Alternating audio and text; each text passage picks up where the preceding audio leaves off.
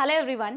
आज हम बात करेंगे वाइट हैट जूनियर में जो टीचर्स का सिलेक्शन चल रहा है, तो उसके रिगार्डिंग मेरे पास बहुत सारी क्वेरीज आ रही हैं कि किस तरीके से उनका प्रोसीजर है और कितने राउंड होते हैं। ये तो मैं आप लोगों को एक वीडियो में बता चुकी हूँ कि उनका सिलेक्शन प्रोसीजर किस तरीके का है।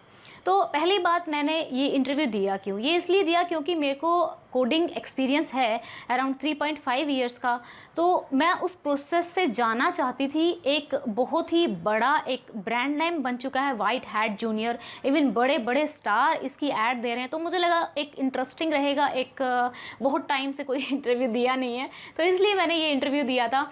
सो इसका प्रोसीजर ऐसे है कि आपको अप्लाई करना होता है, जो कि मैं पहले वीडियो में बता चुकी हूँ।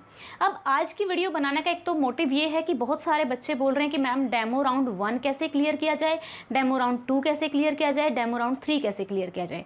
देखिए, उनका एक बहुत बेसिक सा फंडा है कि उनके पास जो स्टूडेंट्स हैं वो इंडिया से भी हैं और यूएस से भी हैं, और जितने भी बाहर की कंट्रीज़ हैं उनको भी वो पढ़ाते हैं। तो फर्स्ट थिंग, चाहे आप कंप्यूटर बैकग्राउंड से हैं या नहीं हैं, एक बात तो देख लीजिएगा कि आपकी इंग्लिश यानी कि आपका कम्युनिकेशन स्किल बहुत अच्छा होना चाहिए। अब मैं बताती हूँ, मेरे फर्स्ट राउंड में ऐसा हुआ था। एक T-Rex एक गेम है उनका, जिसको मैंने ट्रैक्स बोल दिया था, तो उन्होंने मुझे पॉइंट आउट किया आफ्टर इंटरव्यू कि आपने एक वर्ड को रोंगली प्रोनाउंस किया है, तो वो इतना तक ध्यान देते हैं। तो अब मैं ये आप लोगों को वीडियो ये डिस्करेज करने के लिए नहीं बना रही हूँ, क्योंकि उनका काफ़ी टाइम कंज्यूमिंग प्रोसेस है। पहले क्या होता है, जैसे ही आपने अप्लाई किया, अप्लाई करने के बाद क्या होता है, वो आपको 24 घंटे या फिर 48 आवर्स के विद इन आपको कॉल करते हैं। आपसे टेलीफोनिक इंटरव्यू में, जैसे मुझसे पूछा गया था कि आपकी क्या क्वालिफ़िकेशन है, क्या करते हैं आजकल, क्या आप जो हमारी टर्म एंड कंडीशन है, उनकी टर्म एंड कंडीशन क्या है, उनकी एक ही टर्म कंडीशन है कि भाई आप एक वीक में 30 घंटे पढ़ा पाओगे कि नहीं पढ़ा पाओगे। ठीक है, आई सेड ओके, बिकॉज मैं उस प्रोसेस से जाना चाहती थी और बहुत टाइम से मैंने कोडिंग को नहीं किया था, तो मैं देखना चाहती थी कि मुझे कितना याद है। ठीक है, तो मैंने यस किया। उन्होंने फिर पूछा क्या आपके पास लैपटॉप और वाईफाई कनेक्शन है, तो मैंने कहा हाँ मेरे पास दोनों हैं। तो फिर उन्होंने कहा ठीक है, हम आपका अगला राउंड कंडक्ट कर रहे हैं। तो नेक्स्ट डे, ठीक है, सेकेंड डे, उन लोगों ने एक EMC, जिसको वो बोलते हैं मिनी क्लासरूम एक्सपीरियंस, यानी कि उनका एक ट्रेनर आपको बताएगा कि उनका जो पैनल है वो किस तरीके से चलता है। तो वो आपको सिखा देंगे कि भाई आपको ऐसे ऐसे इंटरव्यूअर आपकी इस विंडो में आएगा, आपको ऐसे स्क्रीन शेयर करनी है बच्चे के साथ, और आपको इंटरव्यूअर को बच्चा समझ के सब कुछ समझाना है। ठीक है, ये प्रोसीजर होती है पहले 2 दिन की।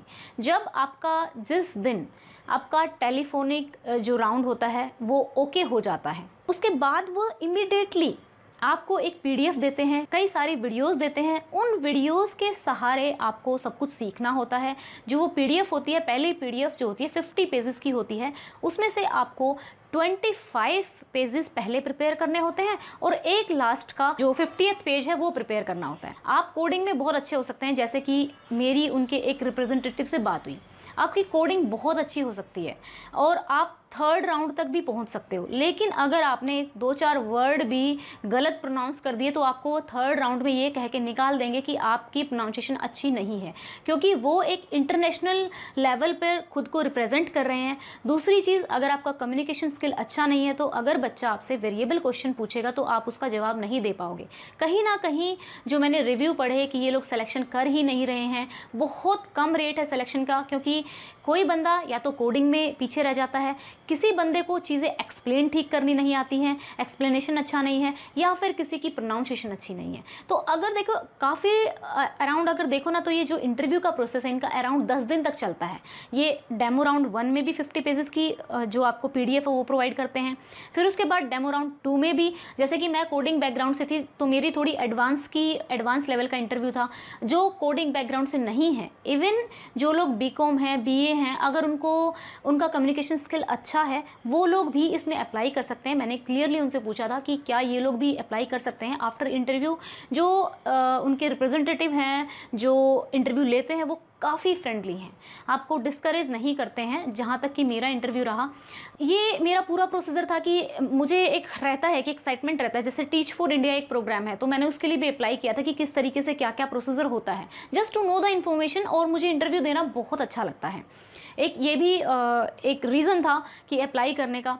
सो डेमो राउंड 2 में भी ऐसा होता है कि डेमो राउंड में हो सकता है आपसे 1-2 गलतियाँ हुई हो, फिर डेमो राउंड 2 में भी ठीक है कुछ एक आधी चीज़ आपकी मिसिंग होगी। और यहाँ पे मैं आपको पीडीएफ दिखा रही हूँ कि किस तरीके से वो आपको मेज़र करते हैं कि आपके पीडीएफ की कितनी नॉलेज है, आपका कम्युनिकेशन स्किल कैसा है, अलग अलग मार्क्स देते हैं और उसके अकॉर्डिंग आपके पेज पे अपडेट कर दिया जाता है। जैसे मेरा सेकंड राउंड ऐसा हुआ था कि सेकंड राउंड में कुछ मिसकम्युनिकेशन हो गया था हमारे बीच में। इंटरव्यूअर को लगा कि वो मुझसे कुछ और कराना चाहते हैं और मैंने कुछ और ही कर दिया, तो उन्होंने मेरा दोबारा रीशेड्यूल किया। ठीक है, रीशेड्यूल भी हो जाता है बट अवॉइड करना कि, क्योंकि फर्स्ट टाइम अगर आपका अच्छे से नहीं हो पाता तो एक नेगेटिव में चला जाता है कि भाई ये सेकंड टाइम में प्रॉब्लमेटिक है। ठीक है, तो एक नेगेटिविटी तो चली ही जाती है। तो यहाँ पर मैं बोल रही हूँ कि देखिए पीडीएफ ही रटी रटाई अगर आप रट के वो पीडीएफ प्रोवाइड कर सकते हैं। दूसरा, जो कम्युनिकेशन स्किल आपका अगर अच्छा है तो श्योरली आप इसके लिए जा सकते हैं।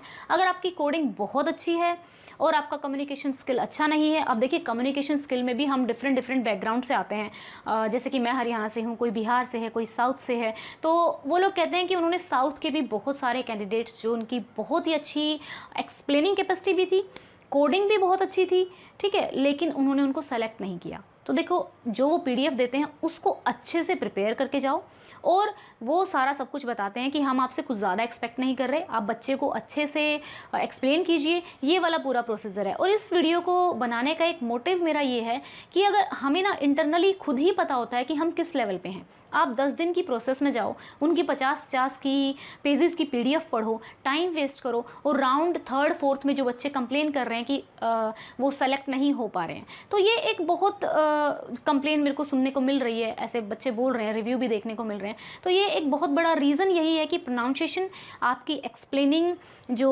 पावर है वो कितनी अच्छी है, आप कितने अच्छे से एक्सप्रेस कर पाते हो। और दूसरा, जो पीडीएफ वो आपको प्रोवाइड करते हैं एग्जैक्ट आपको वही सिखानी होती है, आपको अपनी तरफ से कुछ नहीं बोलना होता।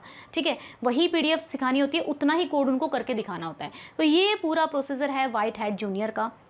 अगर फर्दर आप लोगों को कोई डाउट है तो आप मुझसे पूछ सकते हैं। Thank you, have a nice day, may God bless you.